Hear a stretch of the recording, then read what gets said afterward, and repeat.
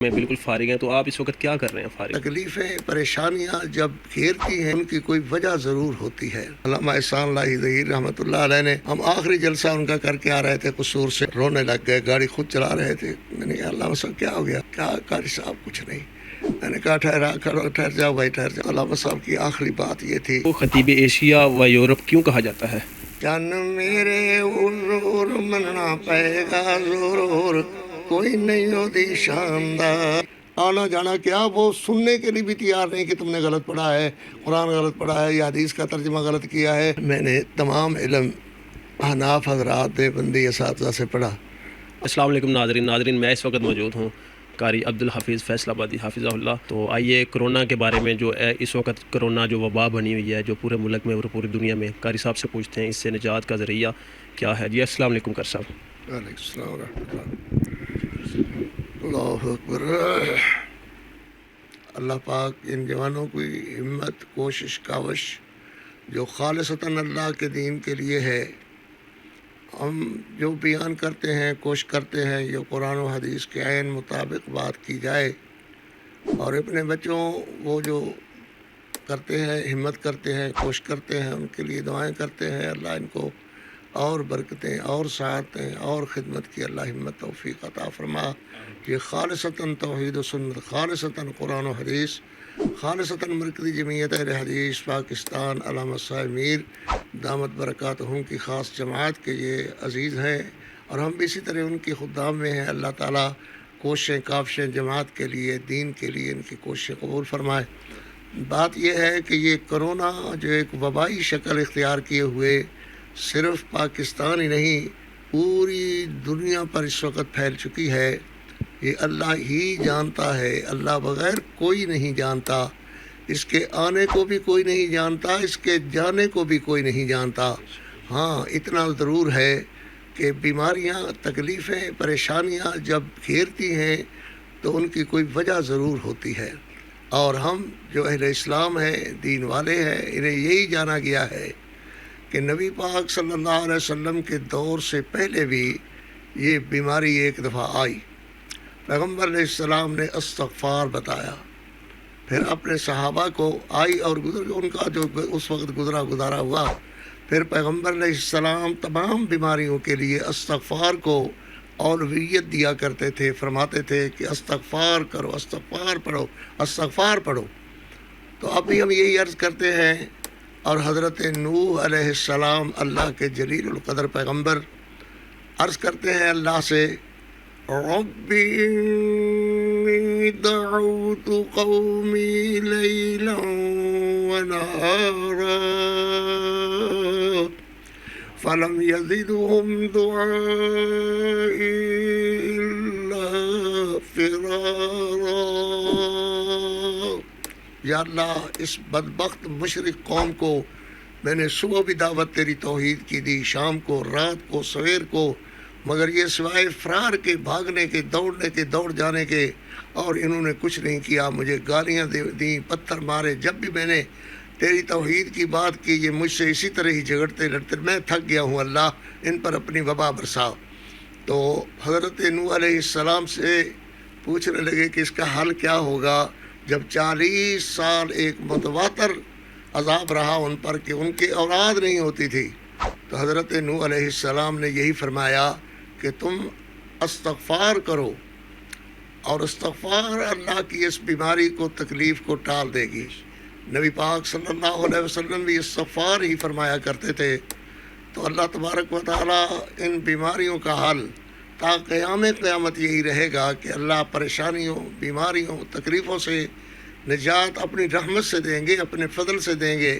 اور ہمارا تو ایمان عقیدہ یہی ہے کہ کوئی بھی دنیا میں شفا دینے والا نہیں ہے، نہ پیدا ہی ہوا ہے، یہ صرف اللہ ہی کی طرف سے ہے، اللہ ہی کی طرف جائے گی، اللہ ہی اس کو ٹالے گا، اللہ ہی اپنے بندوں پہ رحمت فرمائے گا، جبکہ بندے استغفار کرنے والے، اللہ سے ڈرنے والے، اللہ سے خوف کرنے والے، اللہ کی یاد کرنے والے، تسبیح تحلیل کرنے والے ہو جائیں تو اللہ یقیناً ان بیماریوں سے ہم سب کو نہیں، پوری دنیا کو محفوظ فرما لیں گے۔ اور انشاءاللہ اس وقت جو لوگ اللہ کی حمد ثنا استغفار، اللہ سے ڈرنے والے رات دن کر رہے ہیں، قرآن پڑھ رہے ہیں، احادیث نبی کے مطابق کر رہے ہیں، اللہ پاک ان کی کوششوں، کاوشوں، محنتوں، محبتوں، پیار کو اللہ قبول فرمائے اور اس بیماری سے ہمیں نجات عطا فرمائے۔ بہرحال سب میری طرف سے عرض ہے کہ کثرت سے استغفار کریں۔ استغفر اللہ ربی من کل ذنب واتوب الیہ، استغفر اللہ لا حول ولا قوۃ الا باللہ العلی العظیم، استغفر اللہ الذی لا الہ الا هو واتوب الیہ۔ جی دیگر صاحب، آپ اس وقت اپنے گھروں میں بالکل فارغ ہیں، تو آپ اس وقت کیا کر رہے ہیں فارغ لمحات میں؟ فارغ ہونا بھی ایک امتحان ہی ہوتا ہے، کیونکہ ہم فارغ رہنے والے ہیں نہیں۔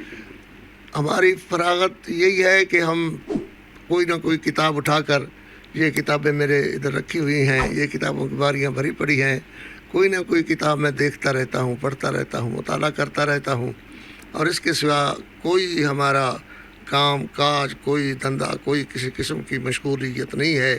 مشغولیت یہی ہے کہ کوئی نہ کوئی کتاب میں پڑھتا رہتا ہوں، زیر مطالعہ کرتا ہوں، سوچتا رہتا ہوں قرآن مجید کی آیات کے متعلق، اس کا ترجمہ اور بیان کے متعلق کہ جمعہ آئے تو کیا کیا جائے، کیا پڑھا جائے، کتنا پڑھا جائے، کس قدر پڑھا جائے۔ بس یہی ہماری سوچیں ہیں اور اسی سوچ میں ہی ہم منہمک رہتے ہیں۔ ایک یہ ہے کہ میرا پہلا بیٹا ضیاء الحفیظ شہید، اللہ رحمتیں کرے اس پر، اللہ اس کے درجات بلند کرے، تو اس کے بعد پھر علامہ احسان اللہ ظہیر شہید رحمۃ اللہ علیہ، جو میری دل جان سے بھی مجھے زیادہ پیارے تھے، وہ شہید ہو گئے۔ حبیب الرحمان یزدانی شہید ہو گئے، نجیب خان شہید ہو گئے۔ اللہ پاک ان کے درجات بلند فرمائے۔ کروٹ کروٹ پھر رات دن انہی سوچوں میں گم رہے، اور رات دن یہی آنسو جو میری زندگی کا تو ایک ورثہ بن گئے ہیں، اللہ پاک ان کے بھی درجات بلند فرمائے۔ بہرحال جو علامہ احسان اللہ ظہیر رحمۃ اللہ علیہ نے بات شروع کی تھی، ہم آخری جلسہ ان کا کر کے آ رہے تھے قصور سے، رونے لگ گئے، گاڑی خود چلا رہے تھے۔ میں نے کہا علامہ صاحب کیا ہو گیا، ذرا آنسو پوچھیے کیا ہے؟ کیا قاری صاحب کچھ نہیں۔ میں نے کہا ٹھہر جاؤ بھائی، ٹھہر جاؤ۔ گاڑی کھڑی کی، میں نے یہ رومال، میرے پاس بڑے اچھے رومال میں نے بچھایا، رومال پر بیٹھو۔ کہا نہیں ایسے ہی بیٹھ جاتے ہیں۔ کہا قاری صاحب دوستو، بات یہ ہے کہ کام مسلک کا بہت بڑا ہے، ابھی بہت بڑا ہے، ہم صرف ابتدا میں ہی ہیں، شروع ہی کیا ہے، کام بہت نظر آتا ہے، زندگی کے ایام تھوڑے نظر آتے ہیں۔ میں نے کہا کیوں؟ اللہ خیر کرے، زندگی کیوں ایام تھوڑے نظر آتے ہیں؟ اللہ خیر کرے گا، اللہ آپ کو زندگی کا موقع دے گا، دے رہا ہے، اور ہم خدام جو ہیں وہ آپ کے ساتھ ہیں۔ چلو اللہ ہمیں بلا لے گا تو آپ انشاءاللہ اس کام کو چڑھا کر کے توڑ اللہ کے فضل سے رحمت اللہ کی ہوگی۔ اور ان باتوں میں تھی۔ اگلے دن جلسہ چنیوٹ تھا، وہی چنیوٹ جہاں بارش برس رہی تھی، اور علامہ صاحب فرماتے ہیں اس میں کہ میرے ساتھ وہ چلے جو گولیوں کی بھی پرواہ نہ کرتا ہو، یہ بارش کے چھینٹوں کا کیا ہے، بانسوں کو پکڑ لو اور ڈٹ جاؤ۔ اور یہ وہ منظر دنیا نے دیکھا، میرے علامہ احسان رحمۃ اللہ علیہ گرج رہے تھے، بادل برس رہے تھے، اور لوگ بانسوں کو پکڑ کر کھڑے ہوئے تھے۔ اگلے دن جلسہ ہمارا فاروقہ میں تھا، فاروقہ سرگودا میں ہے۔ فاروقہ گئے تو بارش ہی بارش، گھٹنے پانی ہی پانی۔ اللہ صاحب نے فرمایا اللہ کو منظور اس طرح تھا، پھر اللہ خیر کرے گا۔ پھر وہ آخری جلسہ ہمارا وہی لاہور میں۔ تو علامہ صاحب کو جب ہم جہاز پہ سوار کرایا، ہم نے وہ جہاز سعودیہ نے بھیجا تھا،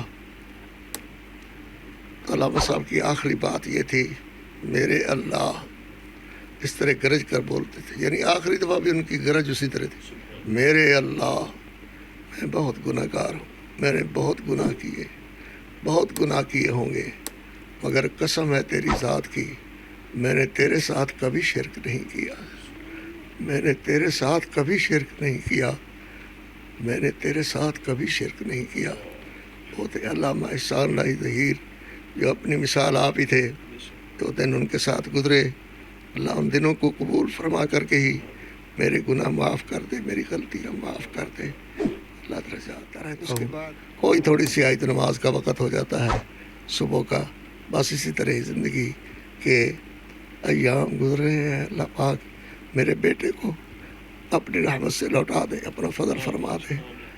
جہاں کہیں ہے دعا کیا کرو اللہ میری تکلیفوں میں مداوا بنے اور میرا بیٹا اسامہ میرے پاس، حکومت کو اللہ ہدایت دے، ہمارے پرائم منسٹر صاحب کو اللہ ہدایت دے، اور جہاں کہیں ہے اللہ پاک اپنی رحمت سے اسے واپس لوٹا دے۔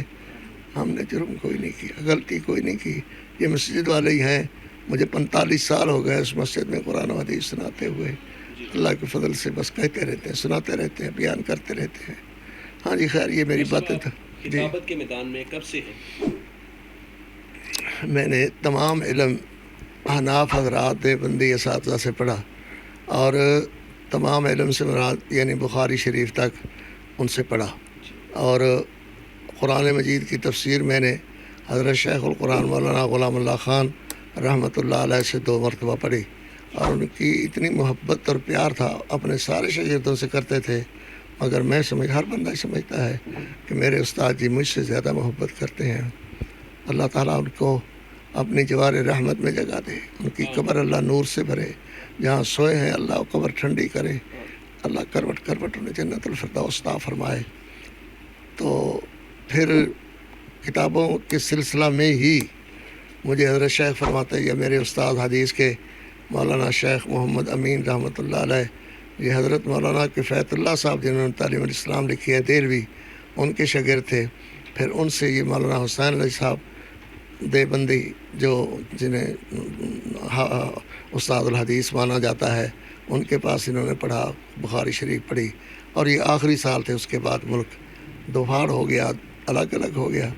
تو وہ مجھے فرماتے چلو بھائی، ہاں بھائی بیان کرو بھائی، جمعہ پر بیان کراتے، اور اس طرح اپنے سامنے کھڑا کر کے کہتے بیان کرو بھائی، اور پھر کوئی غلطی ہو جاتی، ہاں بھائی کھڑے ہو جاؤ، نور اللہ مرقدہ، نور اللہ مرقدہ۔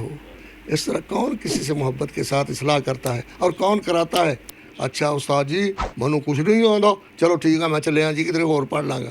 حالت یہ ہے، آنا جانا کیا، وہ سننے کے لیے بھی تیار نہیں کہ تم نے غلط پڑھا ہے، قرآن غلط پڑھا ہے، یا حدیث کا ترجمہ غلط کیا ہے، یا حدیث پڑھی نہیں ویسے ڈھچو لا دیا ہے۔ تو بہرحال یہ چیزیں آج ہیں، اس دور میں شاگرد بھی استادوں کے تابع دار ہوا کرتے تھے، استاد بھی مہربان ہوا کرتے تھے، استاد چاہتے تھے کہ اس کی اصلاح ہو، وہ مربی قسم کے اساتذہ تھے، تربیت کرتے تھے، اور اساتذہ اپنے طالب علموں میں یہ چاہتے تھے کہ ان میں ایسا ملکہ پیدا ہو، قرآن و حدیث یہ پڑھ سکیں، سنا سکیں۔ فرماتے تھے ہم نے تو آپ کو قرآن و حدیث کے قریب کر دیا ہے، آگے محنت تمہاری ہے، اے اللہ ان کو ان کے درجات بلند فرما۔ تو جی ہاں، اس وقت سے میں نے کہہ لیجئے کہ یہ 58 ہے، 58 سے میں نے وہ ممبر پر کچھ کھڑے ہو کر کچھ کہنا کہلانا، کبھی بھول جانا کبھی یاد آ، جس طرح گزارا کیا۔ پھر اس کے بعد پھر میری بات میں تقویت پیدا ہو گئی، وہ 60 میں پھر میں کچھ زیادہ اچھا بیان کرنے لگ گیا۔ پھر 61 میں میں باقاعدہ خطیب ہو گیا محراب پر سندھ میں۔ پھر وہاں میں نے جو سال گزارے، 10 سال پڑھایا بھی، اور جمعہ درس، اور یہ 2 دفعہ قرآن مجید درس میں ختم کیا، 1 دفعہ بخاری شریف درس میں سنائی۔ تو اللہ تعالیٰ نے یہ اعزاز اور عزتیں صرف اساتذہ کی دعاؤں سے، اور میری امی میرے ابا دونوں قرآن کے حافظ قاری تھے، آج وہ ہم میں نہیں ہیں، ان کی دعاؤں کی بڑی ضرورت ہے۔ ابا جی رحمۃ اللہ علیہ بڑے گن کے آدمی تھے، قرآن مجید پڑھتے تھے، ان کے اساتذہ نے جس طرح پڑھایا اس طرح پڑھتے تھے، اور بڑے قاری تھے۔ میری والدہ حافظہ قاریہ تھی، اللہ پاک انہیں اپنے جوار رحمت میں جگہ عطا فرمائے۔ جی صاحب، آپ کو خطیب ایشیا و یورپ کیوں کہا جاتا ہے؟ میں تو کچھ بھی نہیں ہوں، میں بالکل صحیح عرض ہے کہ کچھ بھی نہیں ہوں، بس یہ میرے اللہ کا فضل ہے، اللہ کی رحمت ہے۔ میں نے اساتذہ کی خدمت ضرور کی ہے، اور میں نے اپنے والدین کو کبھی نہیں رجایا۔ مجھے زندگی میں کوئی دن کیا کوئی گھڑی ایسی نہیں ہوگی جو میں نے سوچا ہو کہ کس جگہ سے میرے ابا جی ناراض ہوئے مجھ سے، میری امی ناراض ہوئی، مجھے یہی آتا ہے، کبھی ناراض نہیں ہوئے، کبھی انہوں نے یہ نہیں کہا کہ یہ کیوں ہوا، بس وہ خوش خوشی میرے ساتھ تھے، خوش خوشی اللہ کو چلے گئے، اللہ کے پاس چلے گئے۔ تو میں تو سمجھتا ہوں یہ سب کچھ میرے اساتذہ کی دعاؤں سے ہے۔ جب یہ کہتے تھے نا کھڑے ہو جاؤ، یا بیان کرتے ہوئے یہ لفظ کیسے پڑھے، تو مجھے بڑی خوشی ہوتی ہے۔ آج وہ زندہ ہوتے، میری غلطیاں نکالتے، میری قرآن مجید پڑھنا صحیح کرتے، میری حدیث سنانا صحیح کرتے، کتنی رحمتیں ہوتی ہیں اللہ کی۔ میرا یہ خطیب ایشیا یورپ میں کچھ نہیں ہے، میں ان یورپین ملکوں میں بھی گیا ہوں، اور یہ ایشیائی ممالک میں، ایشیائی ممالک سے ہندوستان ہے، یہ بنگلہ دیش ہے، اس طرح ان ممالک میں بھی گیا ہوں جی، دور دور تک. تو اور یہ باقی جو ہیں یہ لندن ہے، لندن میں 8-9 دفعہ گیا، اور اسی طرح امریکہ میں 3-4 مرتبہ گیا. اسی طرح وہ کینیڈا ہے، کینیڈا میں 2-3 دفعہ گیا. اسی طرح یہ جو ہے اس طرح بہرحال تو یہ کویت ویت سب اللہ کے فضل سے. صاحب آپ نے کچھ کتابیں بھی لکھی ہیں؟ جی ہاں، کتاب میں نے، مجھے ایک تو یہ ہے اس کے لیے فرصت لازمی ہے. فرصتوں کا تو یہ عالم ہوتا تھا، اب بھی اللہ کرے گا ہو جائے گا، ٹھیک ہو جائے گا، یہ کرونا ورونا چلا جائے گا. تو ایک کتاب تو ہماری اس وقت ہے جو بازار میں مل جاتی ہے، خطبات خطیب ایشیا. تو اس میں نے جو کچھ کیا ہے اللہ قبول فرمائے، اللہ ہماری محنت کو جاری ساری فرمائے. اور ایک کتاب سورہ یوسف پر ہم نے، جو سورہ یوسف بیان کرتے ہیں، ایک مخصوص رات کی ہوئی ہے رمضان شریف میں 90 سے پہلے بلکہ 88 سے میں بیان کرتا آ رہا ہوں، اور اس وقت تک جیسی بھی حکم دور ہو طبیعت کچھ ہو بیان ضرور ہوتا ہے. اللہ تعالیٰ قبول و منظور فرمائے، اللہ راضی ہو. والکلامی آپ کی وہ آیت بہت چلتی ہے، جی ہاں، اللہ وہ برکت آیت فرمائے. اللہ اکبر. بسم اللہ الرحمن الرحیم.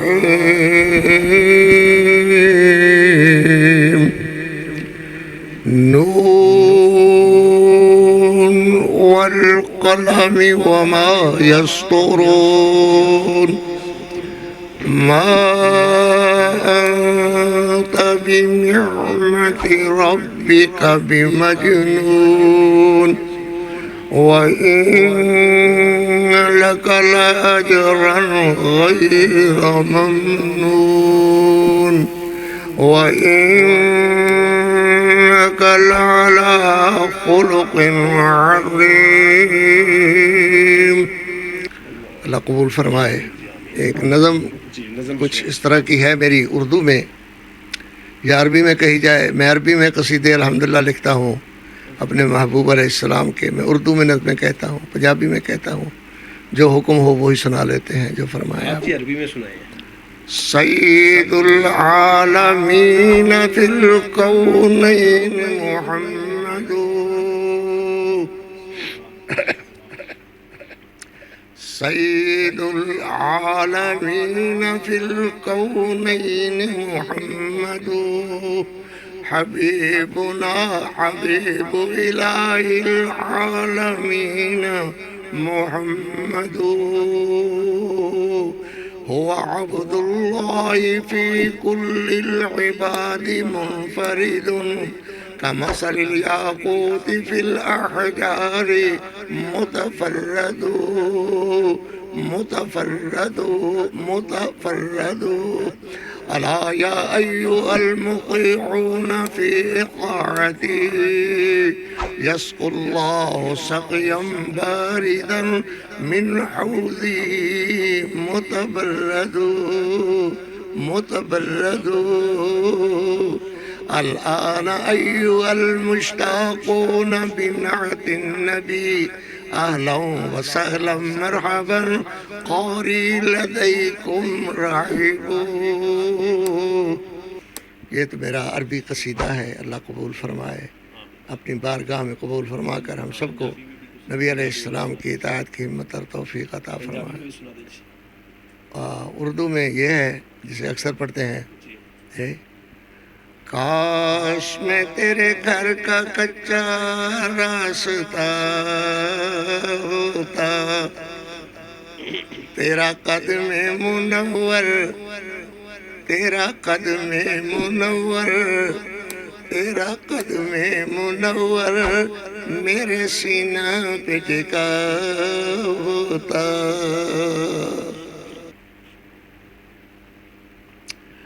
اللہ اکبر، اللہ اکبر. بس پنجابی کون سے؟